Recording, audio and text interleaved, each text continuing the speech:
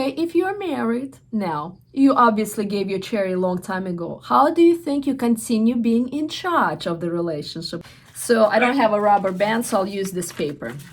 In a relationship, when a woman and man, husband and wife, get this close, she also loses her power. A woman should always control and have a little distance between them. This is not good. Men become bored. That means you are attached and you want to enjoy him. Whether it's kisses, loving, watching movies, doing things together, always gotta have this little bit of distance. Clear? When you have this little distance, a man is still interested as you're appreciating him, acknowledging him, making him feel proud. He wants to do more for you. But if a woman gets too close, a lot of sex, a lot of lovey-dovey, a lot of too much of you, you lose the power and he will start pushing away. That means you gotta still have girlfriends, you gotta still have your habits, and gotta have the distance. Like, oh, you're so selfish, like from like parents and things like that. But I guess always kind of focusing on yourself and growing and bettering yourself, but that will inspire your man. No, by working on yourself, we not necessarily inspiring our men. By acknowledging them, appreciating them, and gently putting the seed in our men. For example, you want a man to become more courageous. By you being courageous, you're gonna create him a feminine man. So this, you see how this example doesn't work. How you start to shifting your man to become more courageous. For example, he put a nail in the wall, hypothetically, and you tell him, you touch his shoulder and you say, I love when you're building things. It's just, there's so much manly and courageous things. The energy that I feel from you when you do things like that, I just want to thank you. And you just walk away. And you're just putting, he didn't do anything courageous, but you just put a little bit of seed how masculine he is and how brave he is when he does this masculine thing. It makes me feel like men are courageous. And you continue to here and there. For example, he's helping you, you're having a back pain, and he's helping you to do the dishes, right? Hypothetically. And you're just saying, wow, I just want to thank you. How extraordinary you as a husband that you see that I have a back pain and you help me with dishes. You constantly putting a little bit of seed or where you want him to head. You're acknowledging here, you're acknowledging there, but in between you putting adjective of how you want him to move forward, if that makes sense. And you're programming a man this way. Next thing, 2 months later, he starts to feel, you open the door, there's nothing courageous about him. You're just saying it's a gentleman-like. It's like, but when you open the door for me, I feel like a proud woman with such a strong and courageous man. He's not courageous, but you're saying it. And he's now start to think, courageous, I have a proud woman. And that's how you're building a man. Should you do that with a boyfriend? No, don't invest time and energy into a boyfriend. But husband, definitely. We want to navigate because we see where they're weak at. And that's when you want to start correcting these little things. Trying to inspire my husband more is maybe to surround himself with other kinds of men that maybe he could learn from. And your husband already feels that you're not approving of his guy friends. And talking about anything critical will hurt his feelings. But by the way, he might be saying it because he sees that you are not approving them. But we are friends with people who we want to be like, or who we have something in common and like. Because if he doesn't like them, he would not be spending time with them. So there's something that he does like in them. And so the only way you can help him to start navigating towards different type of people, for example, you go with your girlfriend, she has a boyfriend, and you like this guy. And now you're spending time during lunch or dinner. And after, as you're walking towards the car, you just tell him, I've noticed when you spend time during the lunch talking to this guy, there's something about you starting to shift to being more of a noble man. Because I already admire you and love you, you know that. But there's something about you, I start to see that you are stepping into the leadership and this noble quality that I've never seen in you. And now he thinks, wow, she feels really proud of me when I'm with this guy. He would want to spend more time with this guy. And that's what you put in. But you gotta open the realm and help him to meet other guys, maybe through your girlfriends, maybe through some social activity. And when you're with him afterwards, when he's full, relaxed, you just put this little seeds. How extraordinary is something about him when he's with these different guys. Can you let a man know that you like him back, but you won't give him your cherry until he claims you? Or is this manipulation? Well, I don't like the word claims. A man gotta ask for a cherry when he understands a woman is telling him authentically, we will go into a sexual relationship where we're either engaged or married. And there's no manipulation because you're communicating your principles. And man who is serious in a relationship or about you will respect that. And if a man doesn't have principles, is not serious about you, he will run away. And it's okay if he runs away. That means he is not serious about the relationship. And so it's not about claiming. You are communicating your principles and your desires. We're gonna move into the next stage. And the next stage is exclusive relationship. And during this stage, authentic, close, and emotional connection gets created, which people are really seeking for, especially us women. During this stage, a man for the first time looks at woman not by how she's sexy and beautiful. He started to see her as a human being, as an emotional creature. And if during the first and second stage, it was not even important that you have brains, and that you're intelligent and kind and compassionate because all he was looking at how sexy or beautiful you are. During this stage, it's very, very important for him. Now, if you're not smart, if you're not interesting, if you're not intelligent, he will be gone. Because here he will start to get to know you for who you really are. And that's where he starts to develop his emotions and feelings, because now you've gone through this uncertainty. He disappeared, he came back, he disappeared, he came back, and now he understood that he's coming back to you because he likes you. He starts to get to know you for who you really are.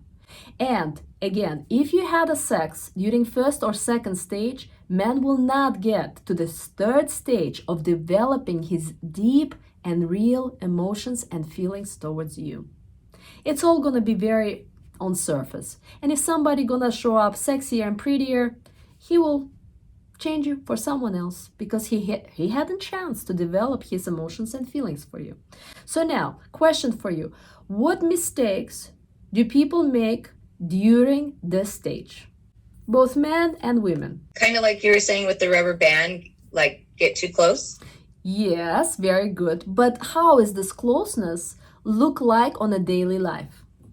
Either a woman starts to open up too much and starts sharing all of her problems, or the flip of that also, she starts to feel comfortable not wearing makeup, not dressing up. She could wake up with a hair like this, no lipstick, did not brush her teeth, boyfriend shows up and she's kind of all messed up. Not getting comfortable here. Not yet. On the next stage, yes, but here still no. That will turn him off. Men used to go to the gym every day to have six-pack. And then 3 weeks later, January passed, he's like, oh, I'm tired. The January New Year's resolution is too boring, too difficult, and I'm gonna start pigging out. And so he loses all of his nice muscles that he a little bit built up during this 3-4 weeks. And so women and men during this stage feel the same way. Like, oh, I can relax. I don't need to eat healthy. I don't need to dress up. I can just share and dump all of my emotions. Big mistake. Cannot do that.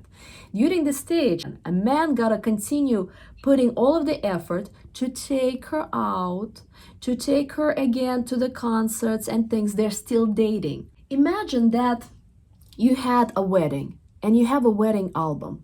And in this album, you see only great pictures of your honeymoon or your wedding or when you gave a birth to a child, or when you had the great time with your girlfriend. And then during the bad times, you open up this album and you see all of these good memories. And so this stage is very important to create those special moments. Because if you're not going to have those special moments, when you're going to have difficult time in during engagement or marriage, you won't be able to go through them, because during this stage, you stop having the special bonding times together. That's when you do the walking under the moon and stars and talk about romance. That's when you can actually have your first kiss. Not in the first stage, not in uncertainty. In this stage, you can have your first kiss. You gotta create special moments. And who is in charge of those special moments is the guy, is a man. And the more of those special moments you're gonna create, the easier it's gonna be to get to the closer stage and engagement. If a guy starts to feel comfortable because you had intimacy, he'll just have sex and say, let's have chips and movie. The romance gonna start dying. If you're walking in PJs all day on the weekends, romance is dying. That's why you cannot move in together, even though it doesn't make sense. He's paying $2,000 for rent, you're paying $2,000. Of course it makes sense to move in together and save the money. Do not do that. It will kill your romance. He's still taking you out. He's still spending money, time, and energy. And what happens during the stage, it's very, very critical. During this stage, a man understands that having a girlfriend is actually very expensive. It means taking her out to concerts, restaurants, Starbucks, and buying her flowers. It's all timely and it's all expensive. And now he is in the habit of doing that. He now creates the habit of being a provider and a protector. And that will help him to continue being provider and protector during engagement, marriage, and family. But a man during the stage also should not go over his head and to spend too much money. No, he continues to do what he used to do on the first, second, and third stage. Still gotta have a romance and create those special moments. Any questions? Mm-hmm. So in this stage where we're not like oversharing and dumping the problems, this are we digging into him at this time? Like, are we allowing him to share more of his personalness? Or no, Samantha, you gotta continue. Remember, 90-10. Man does 90, you do 10. You start to care for him. He starts to care for you, but you're not doing psychology. You're not doing therapy, and you're not digging into his problems. We gotta look at people, not what they had in the past, but what are you creating for yourself and them in the future? What does this mean? You are planning to go to Hawaii. You're not in Hawaii, but you're starting to think, I'm gonna go to volcano, I'm gonna see whales, I'm gonna swim, I'm gonna do surfing. You're not there, but you're thinking about what you're gonna do in Hawaii, and you already feel uplifting. You're in Hawaii, it's the last day or day before you go back to your home, and you're thinking, I gotta pack, I gotta get my tickets in order, I'm gonna stay in line, I'm gonna fly, it's gonna be uncomfortable, and now you're feeling stressed and overwhelmed, even though you're in Hawaii, in the most beautiful place. And so we live by the future we're creating. And so when a man starts to open up and say, how many men you slept with? How many boyfriends did you have? You should never answer that. It's none of his business. You open up the dirt from your past. But we're not our past. We're rather the future we're living into. If you're wanting to be a doctor, you're now going to spend all this time learning about medicine to become a doctor. So it dictates your future. And if you're asking him how toxic was his mother and father, they gone through divorce, and his father murdered somebody, and now you're looking at him that he's from a toxic family. No, you look all this 3, 4, 6 months by the action. He opens the door for you. He takes you to the restaurant. He's getting to know you. He buys you flowers. All of this, that's who he is. And sometimes women say, but what if he's faking for 6 months? My friends, if a man can fake being a gentleman for 6 months and pay for you, he will become a gentleman. If you're gonna be faking for 6 months being a feminine, you're gonna become feminine. If you're praying or if you're meditating, if you're with other feminine women, you're learning about spirituality, you're not cursing, you're not watching all of this drama horror movies, and you're accepting how man is treating you, and you're acknowledging him, you're appreciating him, you feel proud of him, you're gonna become a lady. You're gonna become a feminine woman. So let's not dig through all of this dirt. Let's create who our men are. Let's create who we are and who our friends are. Let's live by the future. And in the present, we are creating our future. You're declaring, the next man gonna be my husband. And not that you're gonna be attached to him. No, you're gonna date properly. And at any point, if he's not doing what he, as a gentleman, gotta do, you can walk away. But you're dating several men, right? But you are educating men how to treat you with love, respect, and providing, taking care of you, meaning putting time, energy, and effort. You're teaching him how to become a masculine man, a provider, leader, and protector, who will be a good husband, who will be a good father to your children. So no digging in the dirt, not for him and not for you. Yes, thank you. I needed it. Yes, you're welcome. Everybody, we women want to dig. What if he's toxic? What if his parents toxic so I can run away now like a squirrel?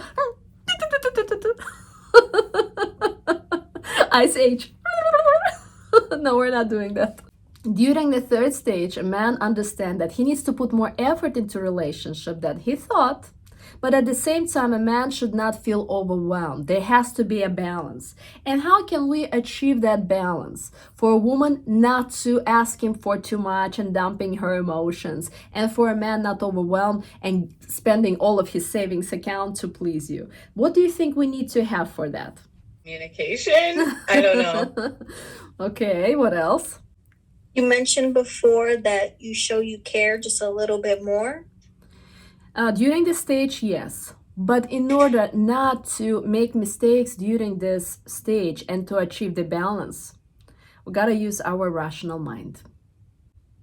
We gotta slightly analyze, I'm in this stage, and use our rational mind. Because whereas the women are very emotional, and we wanna go by intuition and instincts and our feelings and emotions, and we gotta turn on our rational mind. To a little bit analyze, okay, I'm in this third stage, but I shouldn't get very comfortable. I shouldn't expect things. And you allow yourself to care, but at the same time, you're not overwhelming yourself to please a man, and you're not overwhelming him by having some kind of expectations or attachments. Okay? Sometimes women during the stage start to care and fall in love with a man, and they used to, and some women will say, well, I don't need anything from you. That should be a red flag to a man. When a woman says that she doesn't need anything, guess what she needs? Everything. Everything. Absolutely. And you should know that also, that if a woman, you think that all you need is his love, it's a big lie. We do need everything from a man. But there's a stages where you can little bit expose yourself a little bit more, but slowly. It's like when you see a cheesecake, you don't take the whole cheesecake and you eat it. You do it slow by slowly. You just enjoy it little by little. And that's how we should move in a dating stage as well, okay? We're not. Do you have, not to like make you spoon feed me, but do you have like some examples of the third stage of, because like you were saying, we don't want to do like any big grand gestures or gifts or anything, but like, I guess I struggle. I know I need things, but I do struggle being like, oh, I sure would like that dress. Like, I don't even know where to begin. A woman, at any point, a woman can share her desires. And if a man listens to you and buys you these flowers because you mentioned, oh, by the way, this is such a beautiful dress, it shows that he really cares and really interested in you. That's okay, as long as you don't expect him to buy it. especially during this stage and next stage. The more you communicate, at any point you are communicating. I like to go to this restaurant, I like this park, I like this concert. And if a man listens and he does it, that's how he spends the energy and time to please you, which is a really great sign that he likes you, he's interested in you. But we cannot have expectations that he does it.